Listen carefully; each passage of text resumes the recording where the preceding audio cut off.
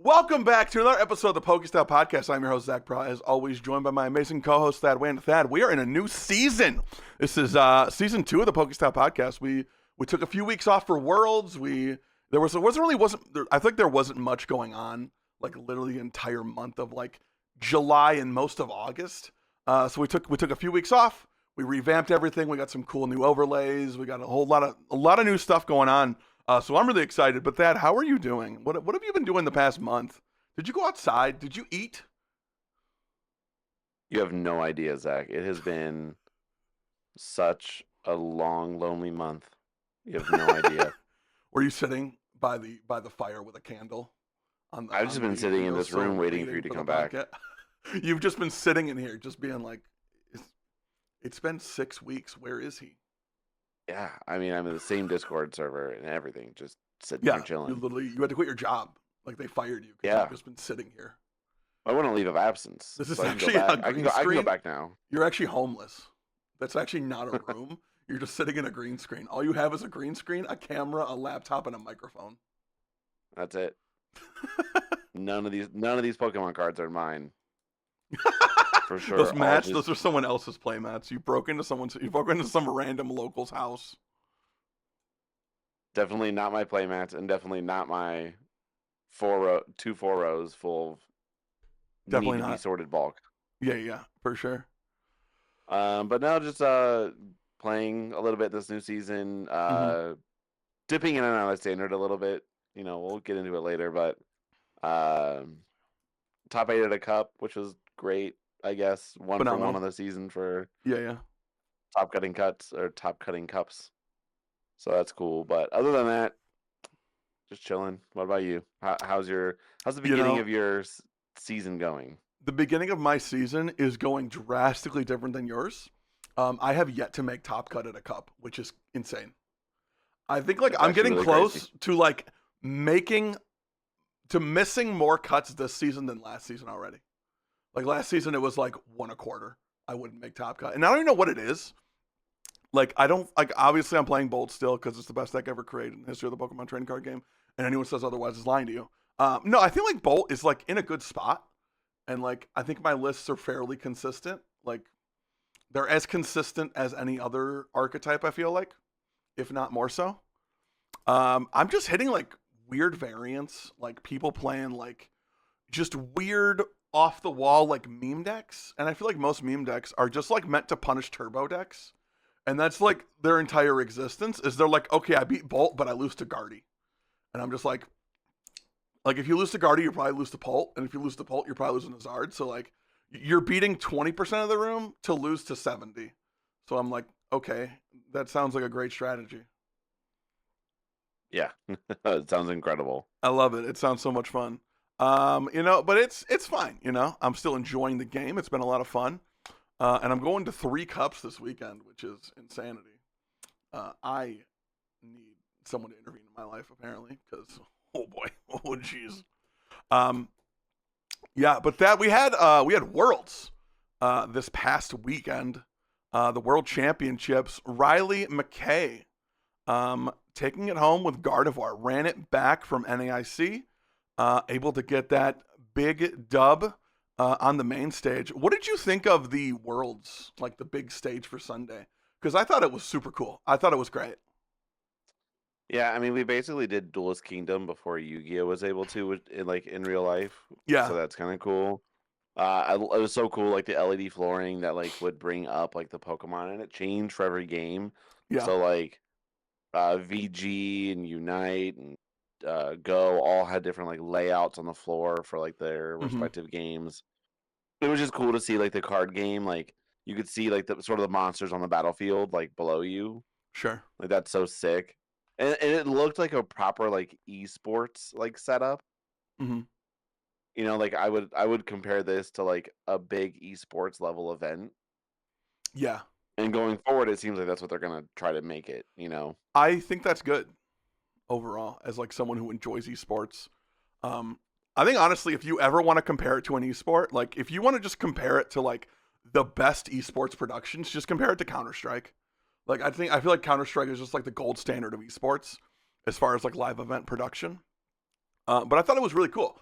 I'm not usually a fan of the Championship Sunday stuff because I'm just like, most people are just there to watch the one game they want to watch, right? You either want to watch like TCG, Go, like I feel like there's very few people who are like locked in the entire day just because they love Pokemon that much. Oh yeah. Well, the thing that sucks is, like, from what I heard, you couldn't leave the arena. Yeah, I saw that too. So, like, They made an announcement at one point in the broadcast, which I thought was really weird. Like, that just felt like, I don't know. I feel like I don't know. I feel like you should be able to leave the room. Like, if you have to go to the bathroom, you're just like screwed. Like, you gotta like pee your pants. You can't leave like the arena, like the actual venue itself. Okay. I misunderstood that. Like, you can leave your seat. That's fine, but like you can't get out of the arena. I don't hate that, honestly. Yeah, because then it's like, if you like, I don't know, because they also have like venue restrictions as far as like fire marshals and things of that nature. And let's just pretend the Pokemon hobby is really overblown and just super populated right now with a ton of people. Very fair. Let's pretend. Yeah, I thought that overall, I thought Worlds was really good. I think there was a good variety of decks. I mean, in the 11-person asymmetrical cut, we had 8 different decks. We had Guardy, Poltnor, Bolt, Charizard, Pidgeot, Zoroark, and Gholdengo. Actually, 6. So 6 out of the 11 decks were all different, which I thought was really cool. I think it's honestly the sign of a healthy format. Yeah, I mean, no one deck was like there wasn't a clear like this is the play. It was kind of crazy just looking at like the day one meta. It was kind of insane. We had Gholdengo with 22.5%. I didn't see that. I thought like Dango would be in like the 15 to 17 range. Like I definitely had Dango as like the number one deck. I think a lot of people did. Like that deck has just been really good. Yeah. And then we had Dragapult, Dusknoir with 17, Guardy with 12, Bolt with 10. And then a huge drop off when you start getting into Grimmsnarl, the Eevee box, Joltik box. It dropped from like 10% to like under 5. So definitely, those 4, I think anyone that you would expect those to be your top 4 decks going into this tournament. And I think that will mostly hold true as we start getting into like the regionals. I know I'm going to the Pittsburgh regionals in about a month. So that'll be really cool. And it's a nice drive too. It's only like 2 hours for me. So like won't be hard at all. Be a super easy drive. Yeah, it's not bad. Yeah, very good. So honestly, there was a really I'm gonna say interesting archetype that kind of came up this weekend. The Joltik box Gholdengo deck. I in a million years would not have thought to put these together. I'll be 100% honest with you. No, it's a very wild setup. Yeah, absolutely. I mean, this deck is like honestly really kind of crazy. It runs like a normal like 4-3 Dango line with the Joltik. It literally just looks like you just forced together Joltik box and Gholdengo into one, and you just were like make it work, and people were like okay. But it kind of someone lost the bet. Yeah, and like I don't know if I like this more than just the regular Gholdengo decks. Like I feel like I would just rather play regular Gholdengo than like a Gholdengo Joltik. Yeah, I agree. I think Gholdengo itself is like just overly powerful as it is. Joltik box with the Gholdengo, I mean, it kind of fixes the problem Joltik box has, which is draw.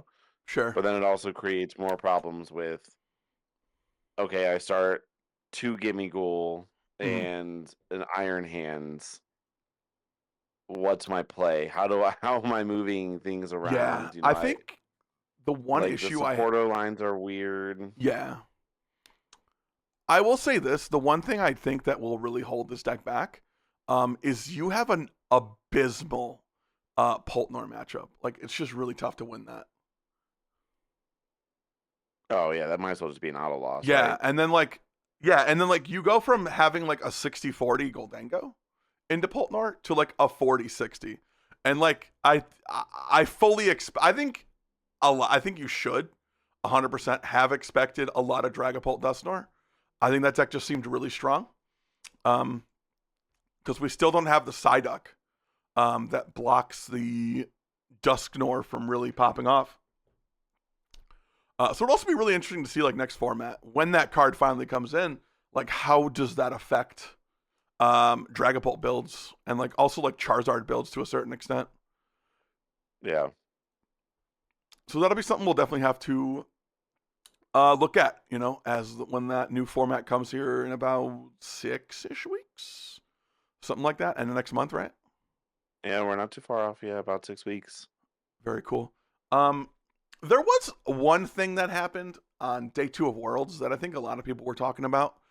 It was, and honestly, I felt super bad for her, but Piper Lapine in top 8, game 3, I believe, prized 3 of her Gimmighoul's against Bolt, which, like, I felt so bad for her. And as, like, a Bolt player, like, I'm always rooting for Bolt to win. And even then, like, I found myself, like, rooting against, like, Raging Bolt, which is, like, insane for me. It's never happened before. It really doesn't happen. Honestly, it's kind of crazy. But that matchup, I think, like, normally is very 50-50. Like, I think it is 100% a coin flip. Oh, yeah, I would agree. And then just, like, to see, like, not even being able to, like, play the game. That just really sucks. But that started the, like, I swear it happens, like, once a month at this point. The pricing debate in the Pokemon trading card game. And honestly, I think it's a fine conversation to have. But I think also, I don't like having debates for the sake of having a debate, right? Like, if you want to argue with the wall, go for it.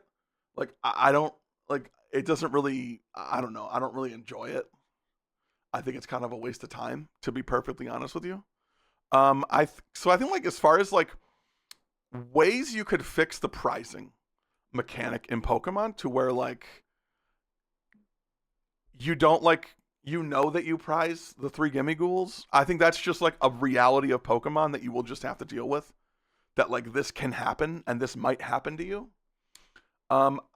I personally, and, like, I think my solution is more of a way to fix what I would say the egregious and rampant slow play, especially at top tables of regionals.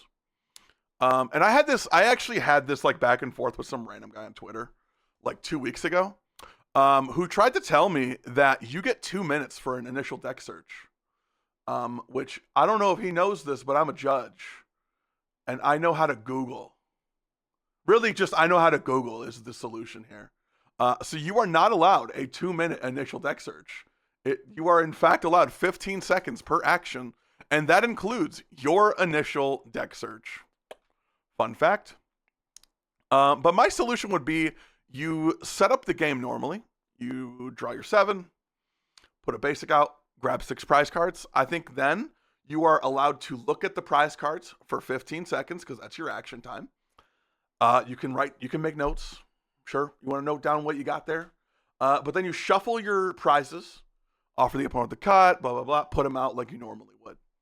That way you know what's there, but you don't know the order you'll draw them. So we still maintain, like, the random, like, RNG factor of what prizes are you going to draw? What do you think? Yeah, I mean, I can't disagree. I think it's, in all honesty, like, watching, and I just dropped something. That's fine. In all honesty, one of the stream matches, the player was was still searching his deck on his opponent's turn. He was just paying no attention to what his opponent was doing because he was so busy deck checking, and he deck checked for 3 minutes. You can go back insane. And rewatch that stream. Like, and it was like 3 minutes and 3 seconds or something like that before he put the deck down. Yeah. And that's just cheating. That is just cheating. That is objectively against the rules. And if you are breaking a rule, you are cheating. That's how that works. Not only was he deck search and checking while his opponent was playing their turn, he didn't play an item card that would have allowed him to do this. How was he searching his deck? He had played the item card, put the Pokemon on the bench, and then picked his deck back up and started searching again. So my only pushback on that would be, because the way I've always understood the rule is an action is not complete until you say it is, or you start shuffling the deck. He passed the turn. Oh yeah, we're done then. Yeah, no. If we pass the turn, you have declared the action. Yeah, okay. Yeah. I agree with you then. Yeah. If you say pass, we're shuffling at that point. We are shuffling a deck. And I'm someone who, like, if my opponent does like an evolution or like turbo energize, I'll draw. And I'll literally say, like, okay, I'll draw for turn. I'll look at the card and put it down and wait for him. Yeah, I mean, really what it came down to was not only was he deck searching and still looking at his deck during his opponent's turn after his action was resolved, but on top of this, he was organizing his deck, which is very clearly against the rules. I hate when people do that. If you need, like, I'm sorry, that's cheating in my opinion, because you're also cheating. You're de-randomizing your deck. Yes. Like, that is, no, you cannot do that. Yeah, and I've had opponents at regionals this past season who literally, like, I was playing a Lugia player in Baltimore, and they literally put out their special energies in a deck that is like 25% or more energy. I'm like, come on, man. Like, cheating. If we can't count, like when I deck check for my energy, I just count in my head. I'm like, okay, 1 grass, 1 lighting, 1 fighting. Like, if we can't do that, hold on. I'm sorry. Go play something else. While you're searching, pop up the energy. Yeah, right? That's what I'll do. I know these are not my energy, right? Yeah. Energy, right? So 100%. I can see them clearly. Like, pop them up. Watch Japan players play. Like, that's exactly what they do. So, like, I just don't love the idea of what happened, and I think that it's sort of a part of a bigger problem that we have with the game, which is you can call it a problem, you can call it a core mechanic, which is the prizing, right? I don't think it's too big of a problem. I don't really care, right? I honestly don't even really deck check all that hard. I look for the cards I need for that turn, and then I'm like, okay, fine, it is what it is. Like, I can't control. I check for like really important cards in the matchup. Like, if I'm playing a Guardy, I'm looking for the Baby Bolt. I'll check A-Specs and energies. Yeah, I just don't even go that far. It just that's like, it's just because, like, I play Noctowl, so, like, if I Noctowl for, like, a Prime and it's not there, that can be so bad. If you just, like... Which is fair, but also, there's so much looking at your deck during a turn. Yeah, I'm also not taking 3 minutes. Like, this takes place in 20 seconds. I would even say, for the most part, less than. Yeah, like, outside of energy, I'm looking for, like, 5 cards. Yeah. I'm looking for what I'm looking for that turn. I'm, like... Yeah. And maybe my next turn, but then outside of those 2 things, so I'm looking at maybe, like, the supporter I need and how many I have, so I know my odds. And then that's it. I'm like, okay, I know I have enough. I should be fine. Yeah, it's just so annoying, and I think it's just like, especially when we have a lot of new players coming into the game, I think it's just a terrible habit to create. And 1,000%. I think part of it is judges need to be calling it out more often, especially at large events. Like yes, you should not be calling out people for taking an extra 10 seconds on a deck search at locals. Like, that's probably weird. But if we're at a regional, we need to be following the letter of the law. Like, this is not the time to learn how to play Pokemon. I'm sorry, this is not. Like, people are paying hundreds of dollars to be here, and this is my first time playing Pokemon. This ain't the place, man. I'm sorry. Like, this is not the table you sit at when you're learning to play the game. Which is like, yeah, I don't know. Like, I feel like some people get like mad when you say that, but I was like, I played the game for like 6 to 8 months before I went to a regional. Yeah, and again, I'm gonna maybe get flack for this, but I'm definitely gonna die on this hill. I just think that the regional should be very restricted on who can go. I really feel like you should have had a player ID for more than 6 months, and or at least attended more than one league. So like you should have at least a play point to be able to register for the regional. I think you should have to have 3 months of A-League attendance, any league, for 3 straight months. Yeah, I mean, you could. At that point, you've learned the game. 3 play points. Sure. Yeah, I think having some kind of requirement for new players, I think, is very important. Just a minimum threshold, right? There is a local that plays at our locals, who is going to Pittsburgh, who just started playing less than a month ago, and I promise you that person will be 08 drop or 08 or whatever. Yeah. Or just accidentally fumble into a very good matchup and just absolutely crush. That's insane. It's insane how that happens. I feel like every regional, there's someone locally who will like either day 2 or barely like lose a win and in, and you're just like, that guy got 5-3. You're like, I practiced for 2 months. Yeah, and I go 1-4 drop.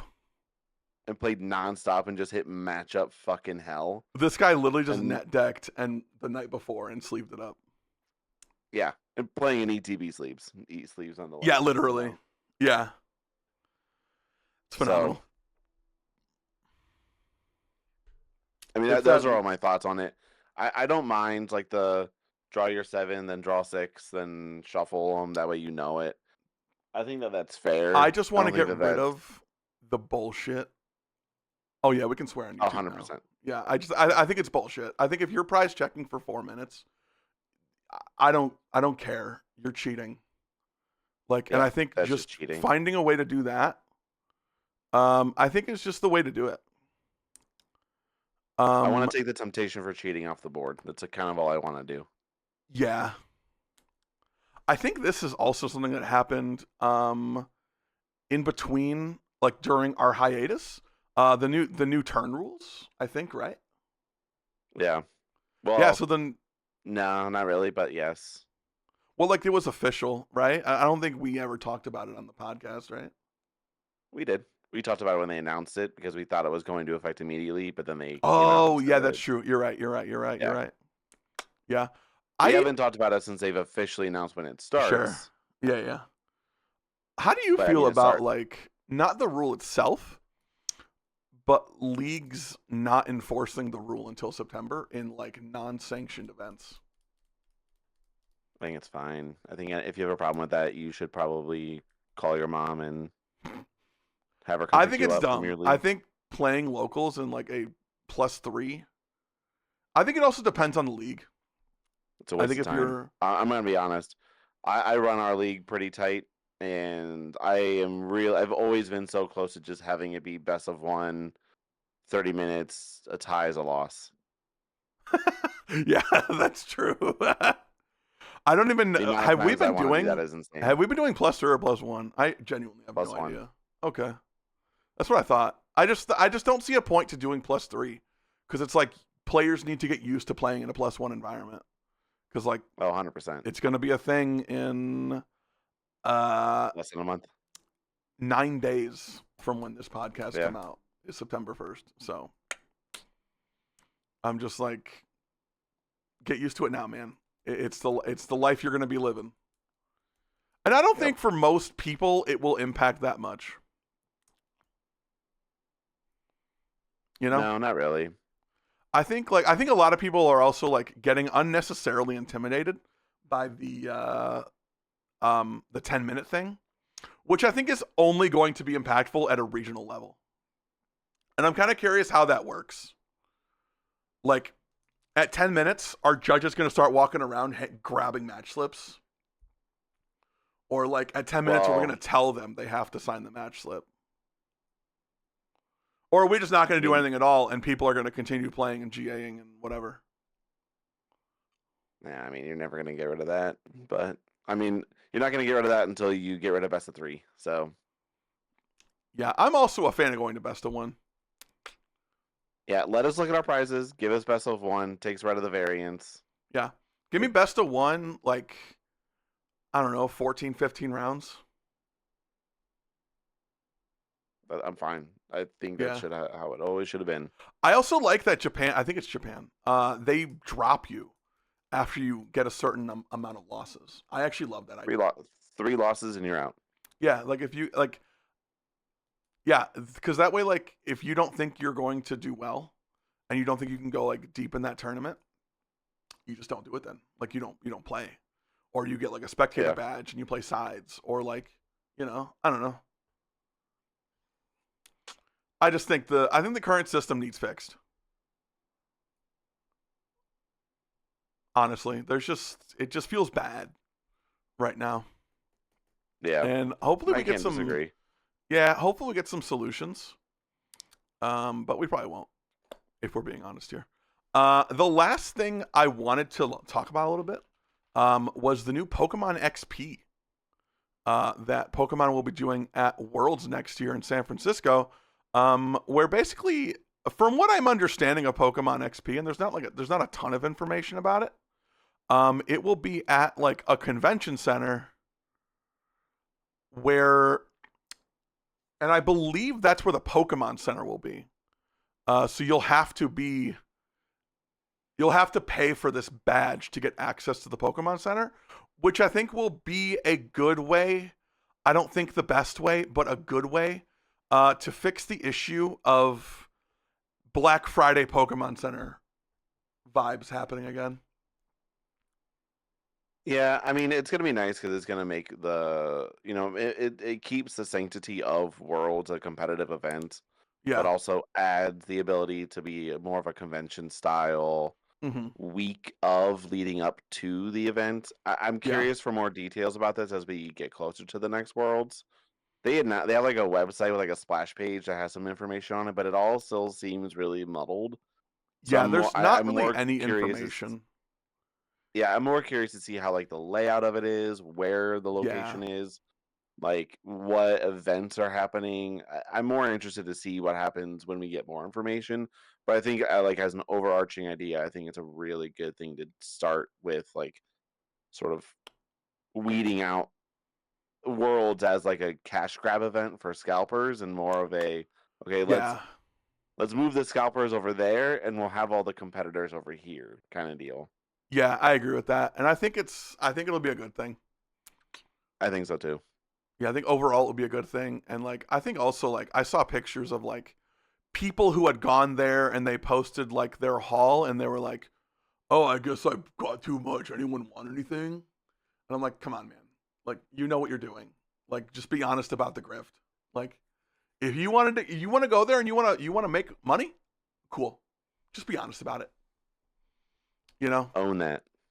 Yeah, own it, honestly. And then I saw there were people, one of the hotels, people just did like a pop-up marketplace in like the hotel lobby. And I was so mad when I saw that. I was like, are you kidding me? Like, this is a random hotel. You're not paying them to be here. You're literally on private property just trying to sell. Like, I know that. I know those people did not ask hotel staff if they could do that. I guarantee they did not. I guarantee they did not go, "Hey man, do you mind if I like post up and like sell some stuff? Like as long as we keep it like civil and we don't pollute things." I guarantee this person just like pulled up, dragged 2 tables together and started setting up. 1000%. Yeah, like there's no way. There's no way they didn't just do that. Which is super annoying. And I think from what I heard, the hotel like shut it down fairly quickly, which is good. Good on them. Like no, we're not going to reward you being a terrible person. Honestly. As it shouldn't. Yeah. And like I know people who were there who like they bought a lot of extra stuff. And like that's fine. Like I don't care that you're buying stuff to sell. I just hate that you're only going there to buy stuff to sell. I agree. Yeah. I don't have any strong opinions about it, if I'm being honest. I just think that more for me, I guess, on the secondary market because I can't go to Worlds. So yeah, I think I honestly do want to go next year. Just because like it looked like especially like the Sunday environment just looked really fun. I'll just win a regional. You'll get there. Or I'll get Pokemon XP. Hey yo. Yeah, but that is all we have for this week. I want to thank everyone for watching today on the PokeStop Podcast, our first episode of season 2. So thank you guys so much for all the support, and we will see y'all on the next one. Have a good one.